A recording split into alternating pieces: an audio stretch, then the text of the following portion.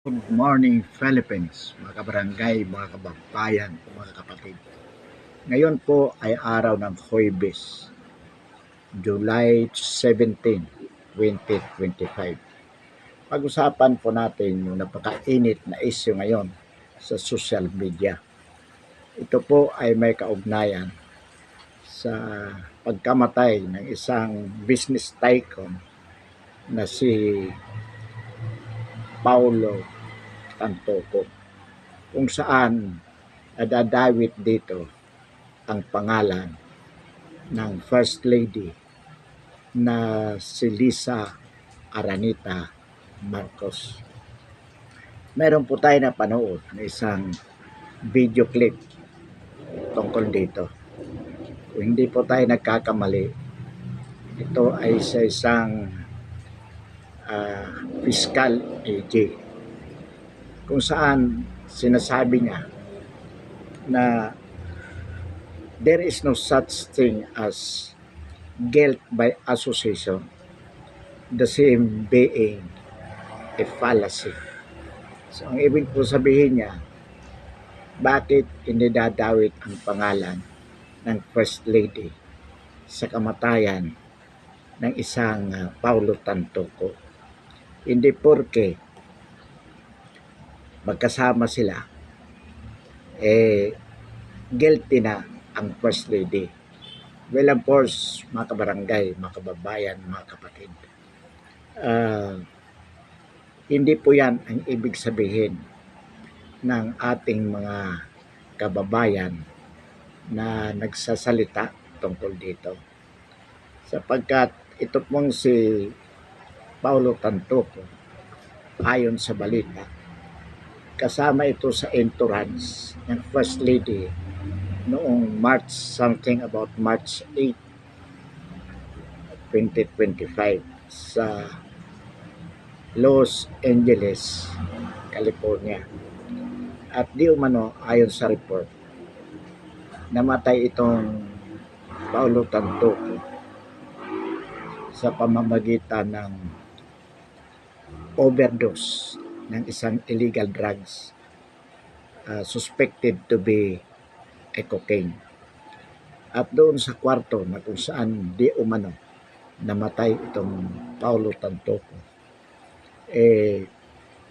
kasama ang First Lady at ang iba pang mga kasama nila nang sila ay pumunta sa Amerika. At di umano, marami rin nakuha doon sa death scenes, marami nakuha na mga white substance suspected to be cocaine at iba pang mga drug paraphernalia. So, at dahil dito, nasasangkot ang pangalan ng First Lady sapagkat isa siya sa mga taong kasama nitong Tantoco nang mangyari ang insidente. Ang sinasabi naman po ng fiscal agent na to, the First Lady is not an insurer whatever the acts of people na mga kasama niya. So, ano man ang nangyari doon, walang pananagutan ang First Lady. Well, criminally, hindi naman natin talaga sinasabi na mayroon. Ang sinasabi lang natin dito yung implication. Sapagkat, mga kabarangay, mga kababayan, mga kapatid, kung halimbawa, yung drugs na ginamit nila, kung sila ay nagpatsisyon na naging dahilan ng pagka-overdose ng Paulo Tantoco, halimbawa lang galing sa Pilipinas. So, siyempre, nakalusot yun sa airport dito, sa airport sa California, sa Los Angeles, sapagkat by diplomatic courtesy, of course, hindi tinitingnan ng magwardya yung mga dala-dala nila First Lady Aranita Marcos at ng kanyang makasama. At ganun din kung bakit nakapasok yung suspected illegal drugs sa hotel kung saan nangyari yung insidente. Sapagkat, again, by diplomatic courtesy, hindi rin siyempre titingnan ng mga gwardya yung kanilang mga daladalahan. So, ang ibig sabihin, due to the fact that she is the First Lady, is the wife of the President of the Republic of the Philippines, they were accorded that diplomatic courtesy na kung saan yung kanyang entourage ay hindi na tinitingnan yung kanilang mga daladala. Kung kaya nakapasok doon sa kwarto sa Beverly Hills Hotel, kasapagat doon di umano nangyari, nakapasok yung illegal drugs na yun dahil hindi na nga in-inspection yung kanilang mga gamit. And it is because of the fact that ang kasama nila ang First Lady. At yung sinasabi na the First Lady is not the insurer of the actions of her companions, kahit papano, for whatever illegal things that might happen, may pananagutan din siya to a certain extent. Because being the head of the delegation, responsibility niya na wala dapat siyang kasama na magdadala ng illegal substance. So, kung mayroong nakalusot, well, to a certain degree, negligence pa rin ngayon. Being the person responsible for all the acts of her entourage. So, yan po masasabi natin. At ang masama po rito, yung implication, the fact that death happened by overdosing with the illegal drugs along with the First Lady personally. So, ang implication dyan, mismo ang First Lady,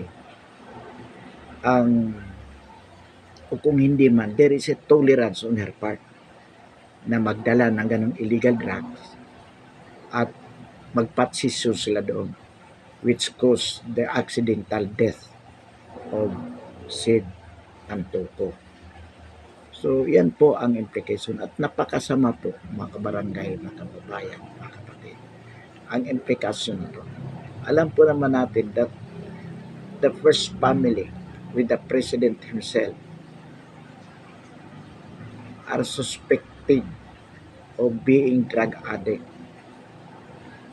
Tapos ngayon makikita pa sa kanilang pagpunta sa Amerika, itong First Lady na to, na meron doon namatay na kasama nila due to overdosing of the illegal drugs.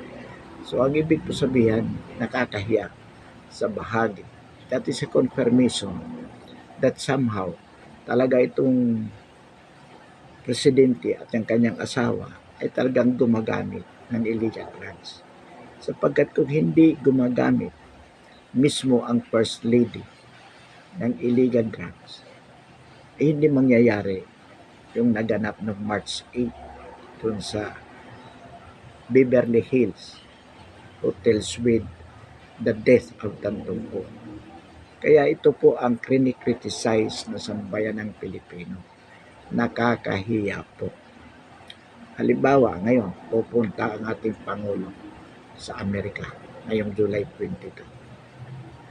Subukan niyang isama ang kanyang First Lady.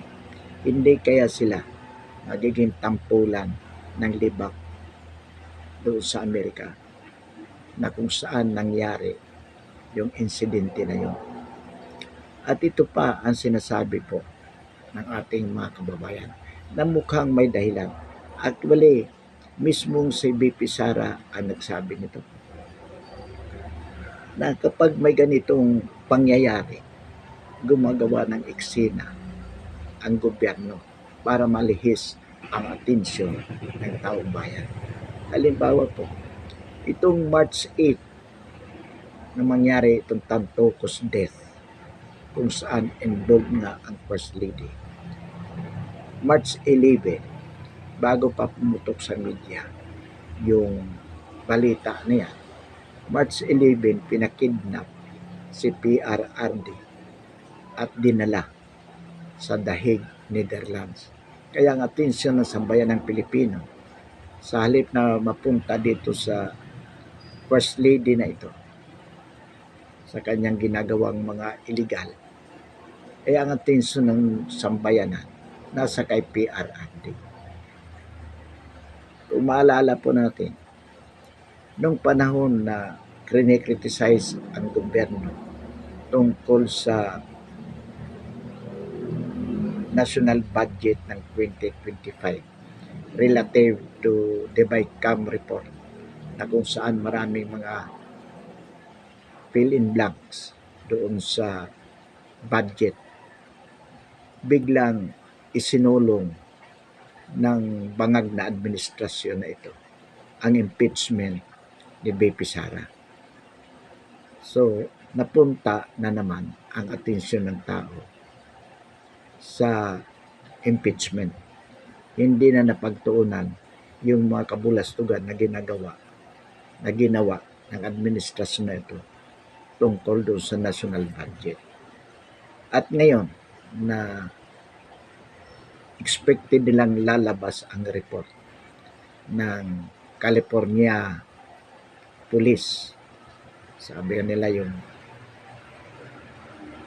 Los Angeles Coroner report, medical report tungkol sa pagkamatay ni Tantuco, biglang lumabas itong issue ng missing sa Bungero. So, ang atensyon ng sambayan ng Pilipino, sa halip na mapunta dito kay First Lady with the report of the police ng Los Angeles Police about the death of Tantuco, napunta sa missing sa Bungero ang atensyon ng sambayan ng Pilipino. So ito po mga kabarangay, mga kababayan, mga kapatid, ang implikasyon ng issue about Tantuco's death. Ang sabi ng Malacanang, ang sagot nila dito, ay kawawa yung mga pribadong tao na nagluluksa sa kamatayan ni Paulo Tantuco, ginagamit sa politika. Hindi po ito politika. Ito po ay katotohanan na kung saan mismo ang Malacanang, the First Lady Asna, ang personally na sangkot. At hindi ito biro itong issue na to. Lalo na nga na matagal nang idinidiman ng taong bayan na mismo ang Pangulo ay magpa-hair follicle test upang malaman kung totoo nga na siya ay drug addict. At ngayon, ang sinasabi nga ng iba ay dapat hindi lang ang Pangulo ang magpa-hair follicle test, pati ang First Lady, pati yung lahat ng pamilya, yung First Family. Bakit po? Because it is really in national interest that we should know that the President and his family are not drug addicts. Kasi kung sila po ay mga drug addict, then wala po silang lugar sa Malacanang. We cannot afford to be hidden by an addict president with his addict families. Hindi po. Lalo na po itong ganitong given the situation na nangyayari sa ngayon. Kaya bagamat sinasabi po natin mga kabarangay, mga kababayan, mga kapatid, na ang First Lady is a private citizen because she has no official function. She is not officially appointed by the President to do anything. So,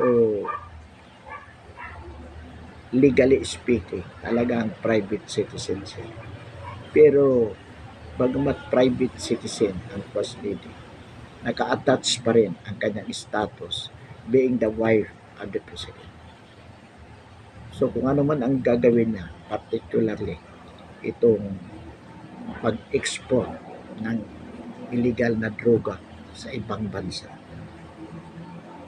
using her diplomatic courtesy, yung iginagawad sa kanya na respeto ng ibang bansa sapagkat asawa siya ng Pangulo ng Pilipinas, nagagamit niya sa hindi tama.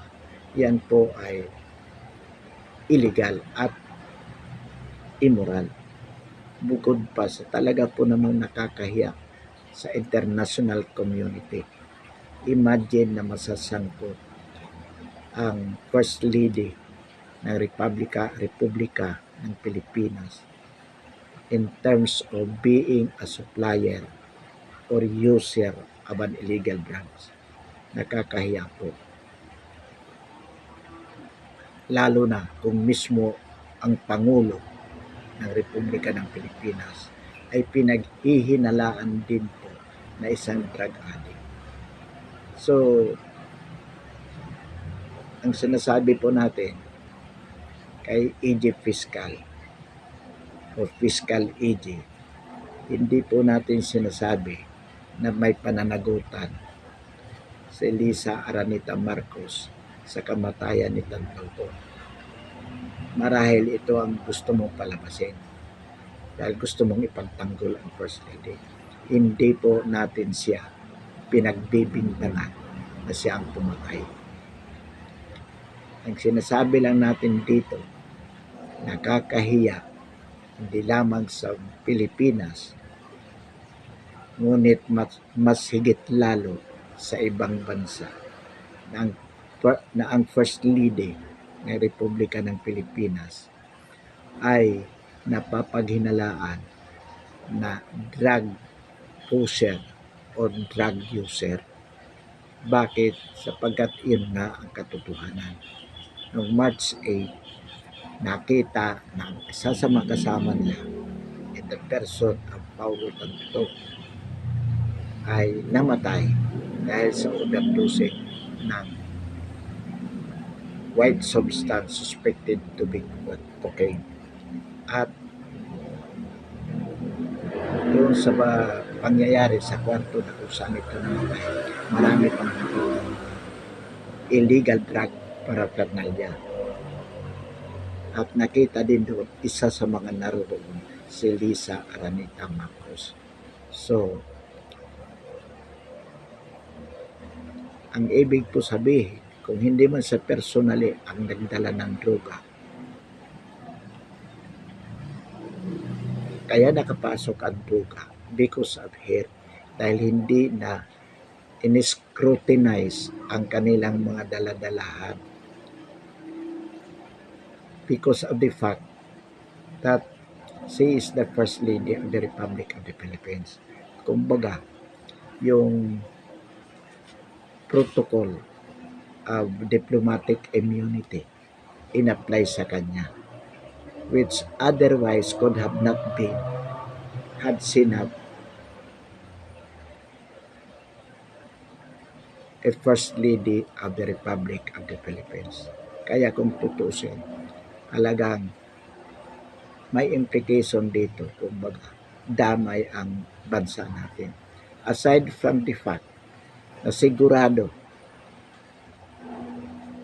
ang gastos sa kanilang lakad, pera pa rin ng gobyerno ng Pilipinas. Hindi naman gagastos yun ng kanilang private money. Definitely, kasi di umano ang sadya nila doon i-promote ang International Manila Film Festival. So, ginastusan yun ng gobyerno. So, gastos na ng gobyerno. Pagkatapos karagdagan sa kanilang activities yung illegal possession. At yun pa nga ang masama. Meron pang namatay. So mga kabarangay, mga kababayan, mga kapatid, ito po ang punto dito. Yung pagiging sangkot ng First Lady in terms of being a drug pusher and or a drug user. Ito po ang krinikriticize ng sambayan ng Pilipino. At kung may delikadisa ang Pangulo at ang unang ginang, dapat mag-resign sila bilang presidente sapagkat nakakahiya. Tingnan natin kung anong mangyayari ngayong July 22 sa pagdalaw ng ni Pangulong Marcos mismo sa Amerika. At sana subukan niyang isama si First Lady Lisa Araneta Marcos nang sa gayon makita natin kung ano ang treatment na ipakikita sa kanila ng gobyerno ng Amerika. Although of course, applying the diplomatic courtesy,